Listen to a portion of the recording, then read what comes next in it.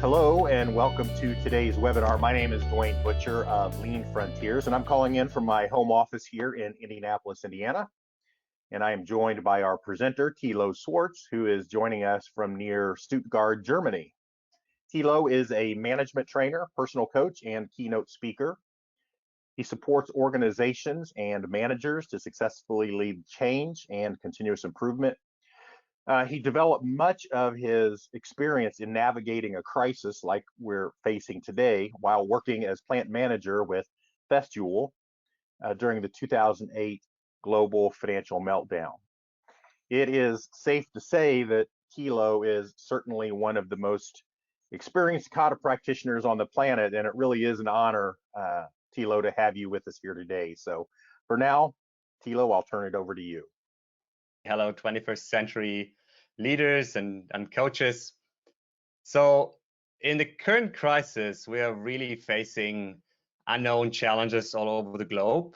And I believe that this is especially challenging our leadership because good leadership shows in crisis, and our partners, teams, and even our communities need us as leaders and coaches right now. So I think there's a reason why we're meeting and taking time for this webinar today. And I think it's because we all want to be at our best as leaders and coaches in this crisis. So at the end of this webinar today, you will have 5 powerful Starter Kata you can put into practice immediately, especially to confidently and successfully lead your team in crisis. So what do we have to do to live up to our role of leaders and coaches? Well, I think that we especially have to resist the temptation to react hectically. Instead, we should stay calm and apply and foster a scientific way of thinking.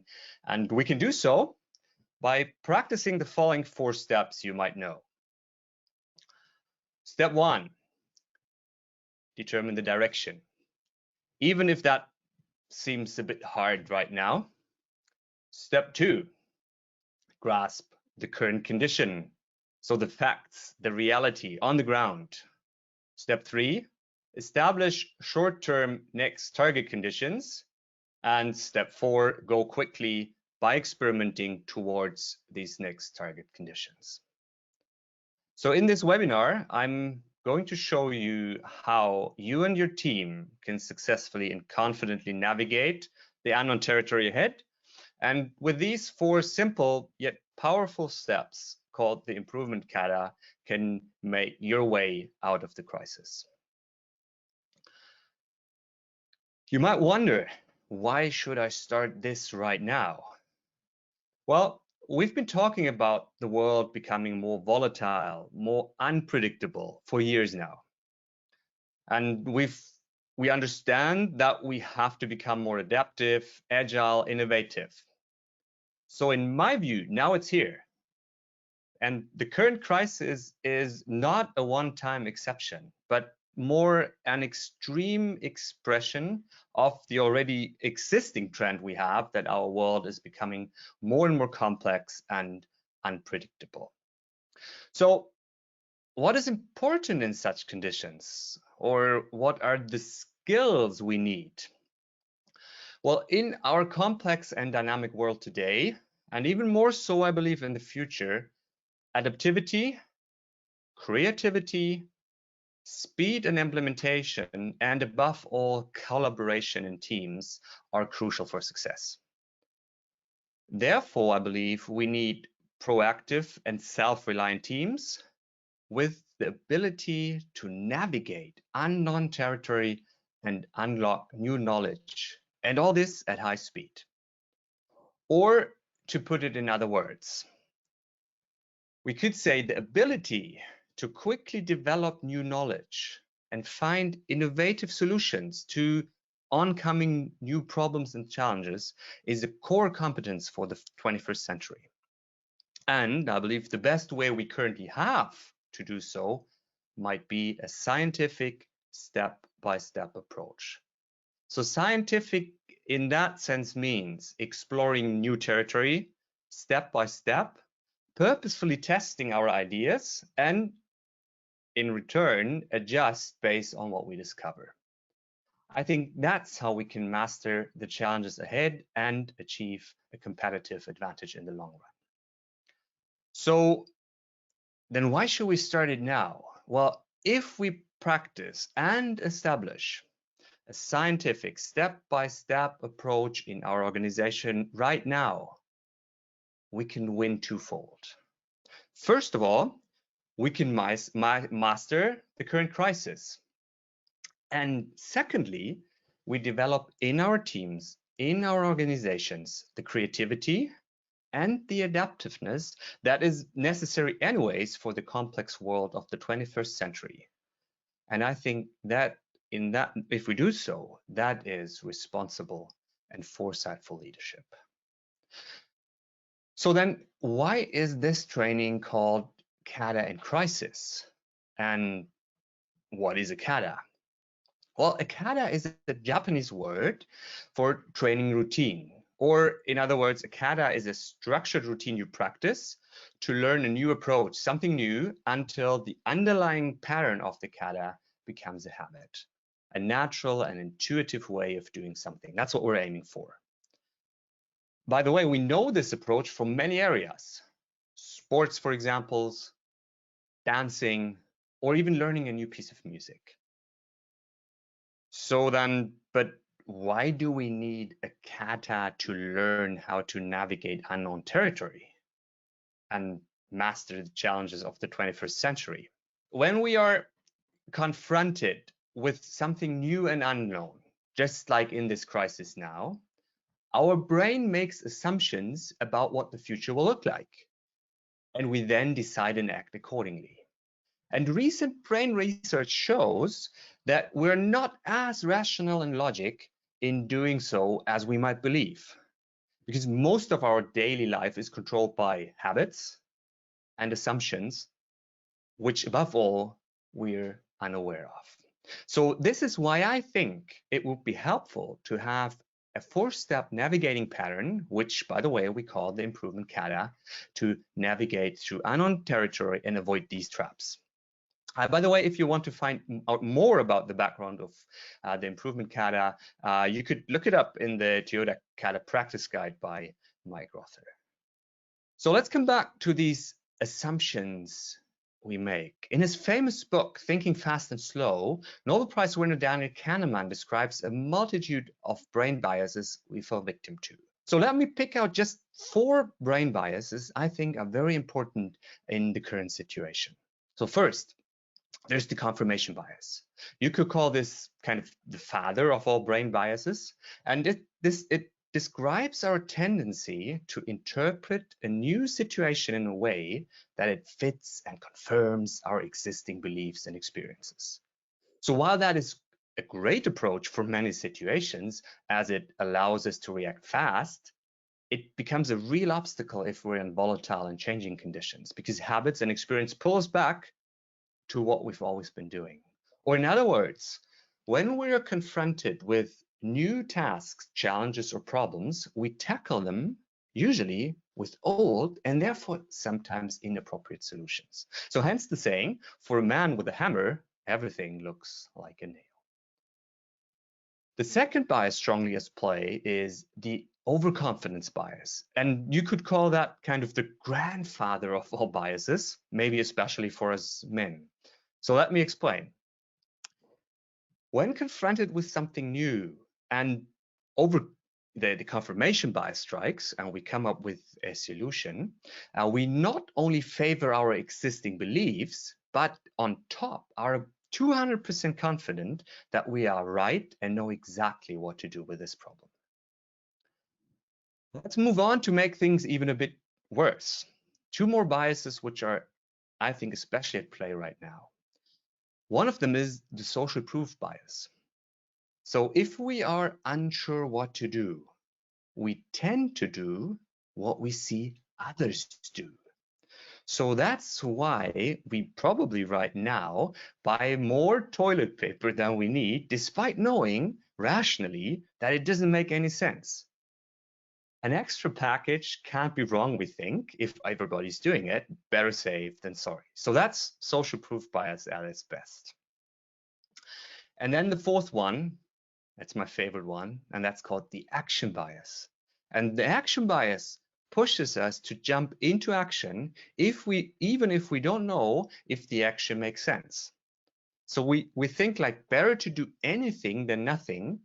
And this kind of bias was discovered by a nice research done by Bar Eli, an Israeli researcher, and he analyzed penalty shots in soccer and goalies' reaction to it. His finding?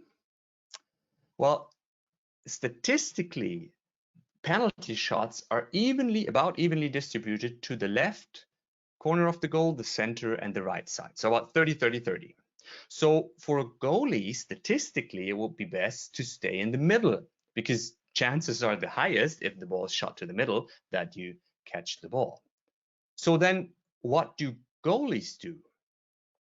Well, in nearly 50% of the cases, they jump to the left, and in nearly other 50% of the cases, they jump to the right, and they hardly stay in the middle.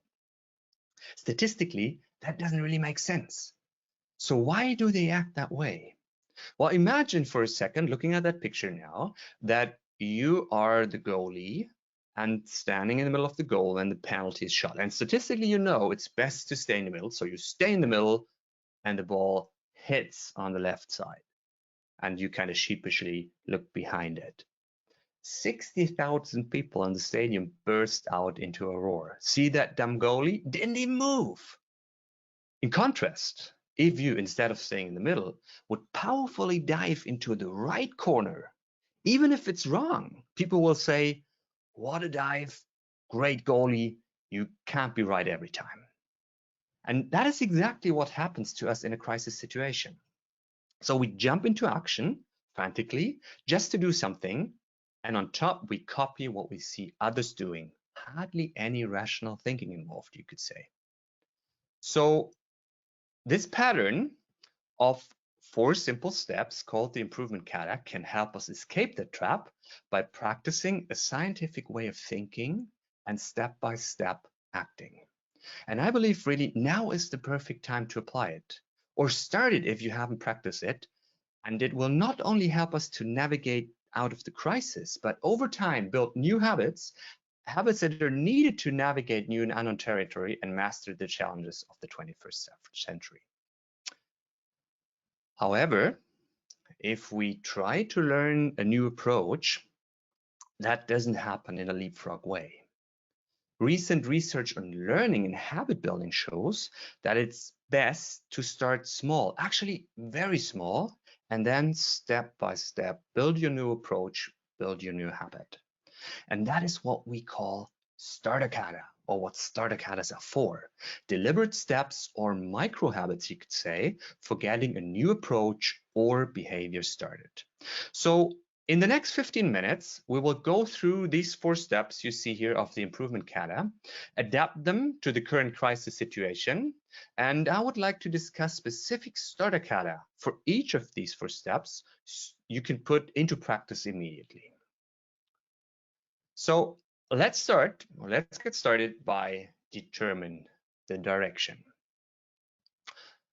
So having a quick look on how we determine direction generally, we usually approach in companies, we approach it like this. Companies aim for a longer term vision. Where do we want to be long term? What competitive advantage do we want to establish? From that, we break down challenges, we say, maybe 3 quarterly to 12-month yearly strategic targets. From that, we go to current condition, compare, and based on our observation, define the next target condition, maybe 2 to 6 weeks ahead. And then we can start conducting experiments to go step by step towards our target condition. However, this approach might seem difficult right now because the direction might be unclear when so much uncertainty is in play, and even chaos. Existing strategic plans seem inadequate. Is it still the right strategy to follow? Budget plans, target 2020, maybe way off track. So it's quite easy to understand that people are unsure about what to do. And the question arises, what should we do?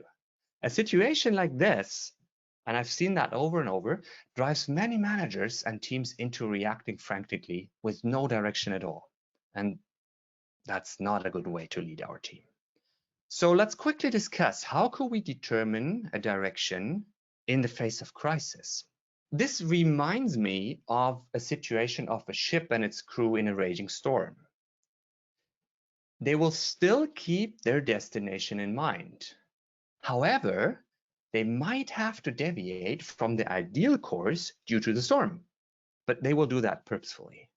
And they might even, until the storm calms down, go with the wind and purposefully align with the waves, of course, to prevent capsizing. So I'm not saying stay on course come what may, but letting the boat spin arbitrarily in a storm is about the worst thing you can do. So let's come back to determining direction in a crisis. How can we do that? Well, first and foremost, we have to reduce the timeframes for our challenge and target conditions. So with your team, ask, what is our challenge right now? What do we need to achieve in about the next, let's say, 4 to 6 weeks? And then from that, we could deduct our next target condition. And I think the 1 week time frame is a good time frame here because it helps us to be adaptive while still establishing, or at the same time establishing, a high speed of implementation. So here's my recipe for defining direction in crisis. Step 1, grasp the crucial facts quickly with your team and do it firsthand. Second, assess risks, needs, and opportunities. So, of course, we are aware of most of the risks right now. However, a crisis likewise offers opportunities. That is, if we can see them, we can use them.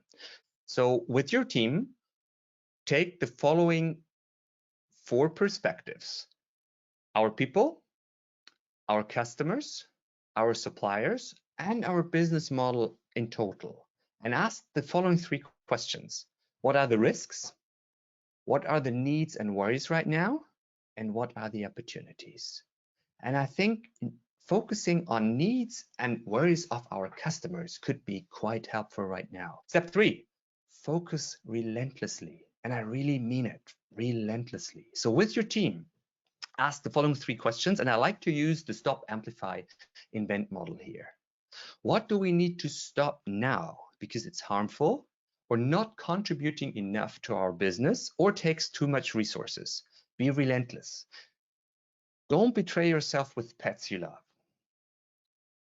Question 2, what should we amplify as much as we can, as it offers benefit for our business? Look at your existing business. It's not all of a sudden bad. So what should we amplify? And third, what would offer the greatest benefit if we could invent and deliver it to our customer? So be relentless, stop, amplify, invent, and then define for each of them your challenge within the next 6 weeks. Or where do we want to be regarding stop, amplify, invent within the next 6 weeks? And wouldn't it be great if we could achieve this? So coming back to what we said in the beginning, starting a new behavior starts small. So if I pick one point from this recipe, then it would be this. So Starter Kata, practice this. Focus relentlessly, pick one thing to stop, one thing to amplify, and one thing to invent within the next 4 to 6 weeks. Now let's move on to step 2 of the improvement kata, which is grasp the current condition. So in grasping the current condition in general, we want to avoid assumptions. And of course, we want to grasp the data, the current condition firsthand, go on site, go and see. And I think in a chaotic and unpredictable situation like a crisis, what we face right now, that is even more important. It's a bit like a captain knows that a current sea map is very important, but it does not replace being continuously on the lookout on the bridge. So make sure you get current data right now, because measuring and displaying information we have is often inadequate, too slow, outdated. Another thing that is relevant when grasping current condition in a crisis situation is that our brain often focuses on the wrong information. So that's another bias, and it's driven by fight or flight, you could say. So that's a bit like, you know, the mouse looking on the snake, and this reminds me of a unfortunate tragic airplane accident of an Air Force flight from Brazil to Paris. And it's believed that the pilots were so taken up with one particular flight instrument, by the way, the altitude gauge, that they overlooked the crucial information that could have saved the plane. So due to a technical defect, as the plane was losing more and more altitude, they tried to counteract by pulling up the plane until it stalled. So their brains actually prevented them from seeing the solution to the puzzle, biased by zooming in more and more on the one thing, the altitude they were trying to counteract. So therefore, in a crisis situation, it doesn't make sense to stare at the result. They will not change by doing so. Also, numbers that help in calm waters, like productivity, might be completely misleading right now. Instead, we should measure the progress of our stop and amplify, invent, focus activities. So here's my recipe for grasping current condition in crisis. Number one, define the top 1, 2, or 3 at max metric or facts or pieces of information you need to monitor to get a good understanding of the crucial and critical information that is relevant for survival. Second, define a progress measurement, we could call it a progress metric, for each of your stop, amplify, invent objectives. And then set up a way to measure these progress metric at high frequency every day at best, and display them so that every member of your team can get an overview. And right now, this could be, of course, physically on a wall, or if we're working remotely, this could be on an online dashboard. Just make sure your team has the relevant progress measurement KPIs visible for everybody. Again, if I pick one thing here, a starter kata for grasping current condition, it would be this. Starter kata, practice this. Define one progress metric, a metric to measure the progress for each of your stop, amplify, and invent goals. All right, so let's move on to step 3, establish short-term target condition. And again, let's keep this simple for a crisis situation. So therefore, just 2 tips from my side.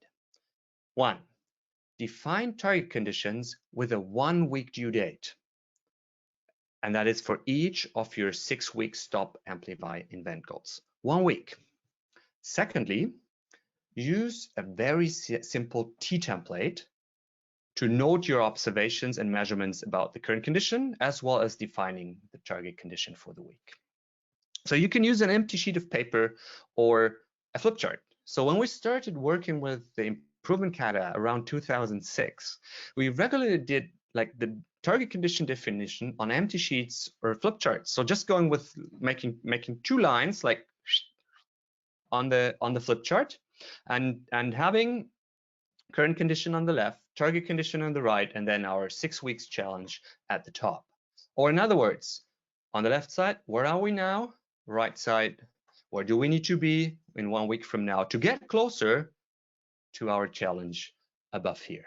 So you can do that in any meeting, in any one-on-one encounter, any sure fix. Just grab an empty sheet of paper, go left side, right side, where do we want to be in 1 week?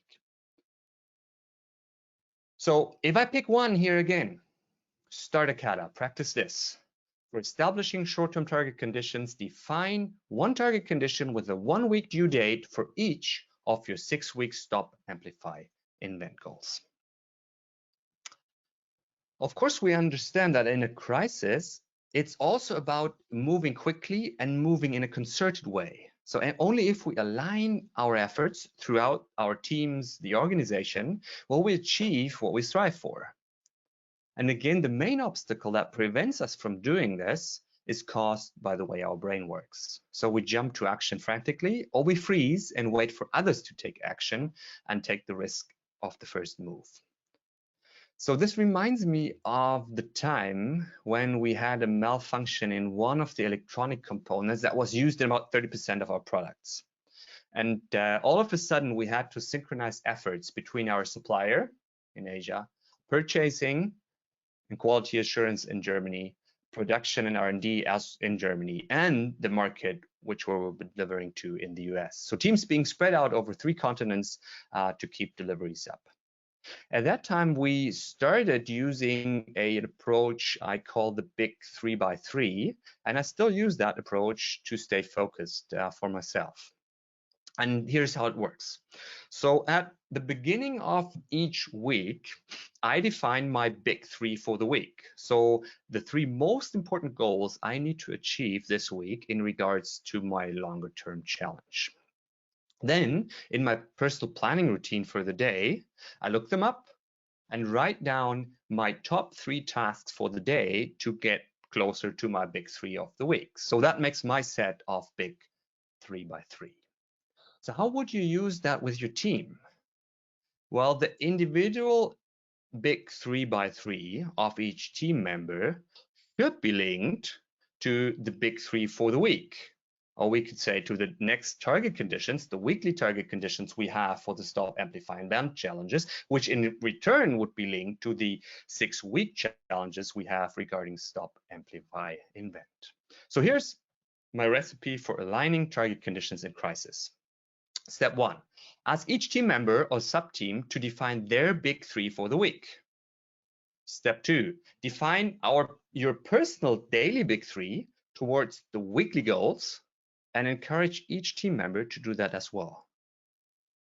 And by the way, if you have a personal planning routine, you might kind of want to put that into that right now. If you don't have a personal planning routine for the day right now, it's maybe a good time to start it. And third, establish a daily all hands in the morning to synchronize everybody. More on that in the next section. So again, if I pick one first step, one first move you can put into practice immediately, it would be this. Starter Kata, practice this. Define your personal daily big 3 towards the weekly goals and encourage each of your team members to do that as well. So let's come to step 4 for navigating crisis. Go quickly by experiment. We understand that adaptiveness is based on going quickly and going by experiment. So taking small steps, getting immediate feedback and learning and adapting accordingly, and all that at high speed is what we need. However, that is easy to say, but very hard to do. And kind of reminds me of the time a factory burned down at one of our main suppliers. And unfortunately, this supplier was producing parts for nearly every one of our products. So I was the plant manager, and within about 42 hours, our production lines one by one shut down. So we jumped into crisis mode and had a daily all hands crisis team jumping into action. Very soon, I discovered 2 problems that might sound familiar to you. So on our morning status meeting, we usually took a very long time. And it got through my mind, well, we need time to work on the problems, not just for discussing them. And secondly, people were waiting, at least that what it seemed, for a morning meeting for decisions to be taken rather than deciding themselves during the day. Ouch, that really hurt. So here's what we learned through that situation. Our all hands meeting were taking so long because we were discussing problems in detail and trying to problem solve in the meeting. So all hands meeting, we learned, should be focused on aligning the team regarding what we need to do next, kind of the daily big 3, as well as establishing a common understanding of the current situation, which of course might change every day or even on an hourly basis. A second thing especially me personally, learned that micromanaging in a crisis situation is a major management trap because it takes away the initiative from people and dramatically slows down the problem-solving process. Does that sound familiar? So here's my recipe for going quickly by experiment. And this section kind of pulls together what we've said so far. Point 1, have a very short daily all hands, best in the morning, to align the team. Repeat the target conditions for the week, set the targets for the day, and identify who needs help. Point 2, refrain from problem solving or detailed discussion in the all hands. That doesn't solve problems, it just costs time.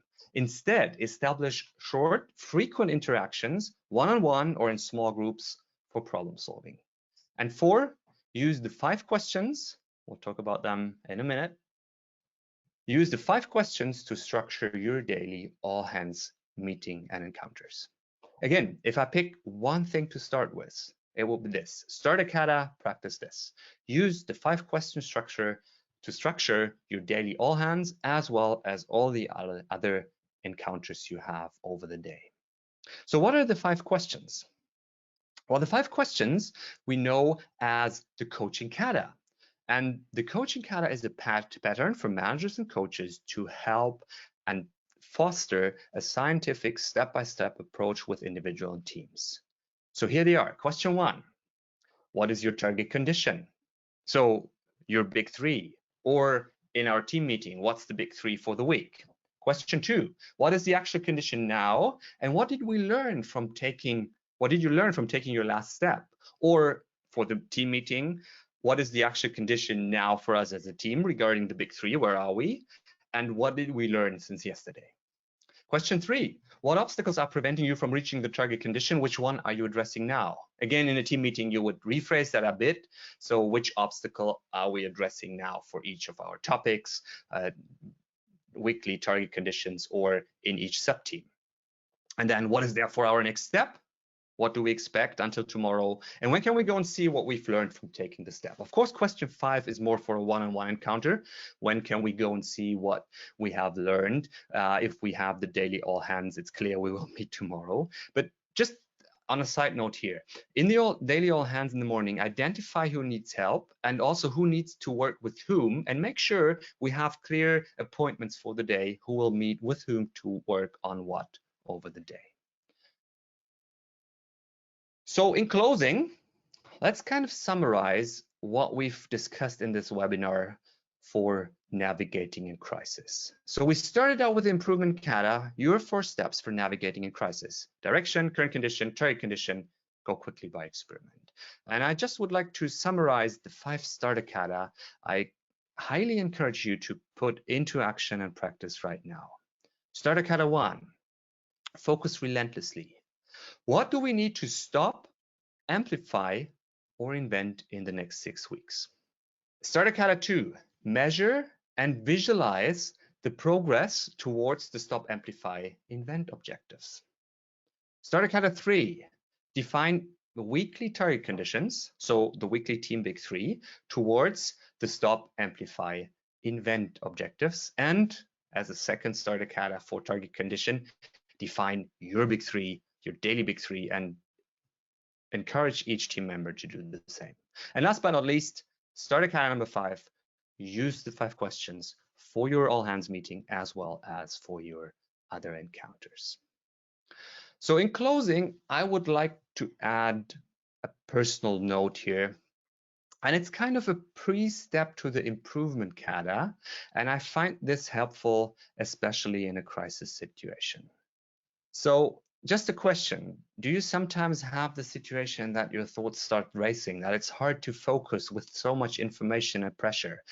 So I believe being calm in our mind and being able to focus our thoughts is a precondition for making good decisions, for helpful coaching, and instilling confidence in our people, into the people around us. So it's kind of the pre-step for the improvement kata, and I call this calm your mind. And it reminds me of a situation I had around 2007, 2008 when I was a plant manager. And for the first time in company history, we had to lay off a substantial number of people. We didn't know how long this would stay bad, if there would be another wave of layoffs necessary. So emotions were high, and I remember my mind was spinning in circles. And very often you would kind of get this question, are we on the right track? Are we doing the right thing?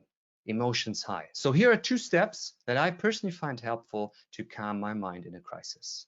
Step 1, go in for the long run. So don't let yourself be carried away by wishful thinking. Also, don't be paralyzed by fear. So what helps me here is thinking of Admiral Stockdale and the paradox that was mentioned or found by Jim Collins when he interviewed him for his book Good to Great. So Stockdale was a prisoner of war in Vietnam for over 7 years. By the way, 2 years in iron foot clamps. So social distancing and staying at home for 4 weeks, probably not too bad. And when he was interviewed by Jim Collins, Collins asked him a very interesting question. So who didn't survive? And Stockdale's answer was even more interesting. He said, the optimists. So what did he mean? Well, he meant those that set their kind of goals on hope. They hope we'll be free on a specific date. We'll be free by spring. We'll be free by summer. We'll be free by Halloween or by Thanksgiving. And were repeatedly disappointed by their hopes not being fulfilled, were devastated in the end. So what I see here is that the COVID-19 crisis is a twofold crisis, health-wise and economically. And nobody knows, because the latter one is probably going to be the longer one. Nobody knows how long this is gonna last. So don't build your strategy on hope that it will be over soon. We don't know. Instead, kind of retain faith that we will prevail in the end, and at the same time confront reality and go in for the long run. If it's shorter, we're all happy. If it takes longer, we're in for the long run and will prevail. Second step for calming your mind, write down your rationale for difficult decisions. So when making a difficult decision with your team, and then in implementation, what I've realized is often that doubts creep in. Are we doing the right thing? Is this correct? What happens if it's the wrong decision?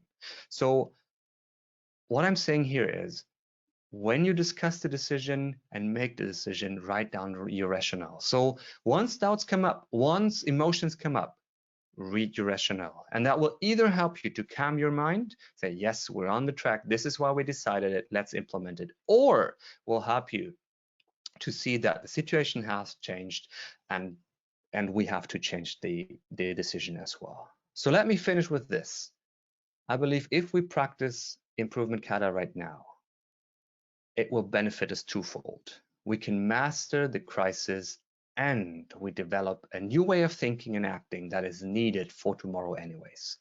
So stay calm, do the kata, we're in this together. Thanks a lot. 21st century leaders and coaches, we're convinced you and your team can thrive in these times and will support you. If you want to learn more about how to apply kata in crisis as well as download the slides from this webinar, go to kataincrisis.com.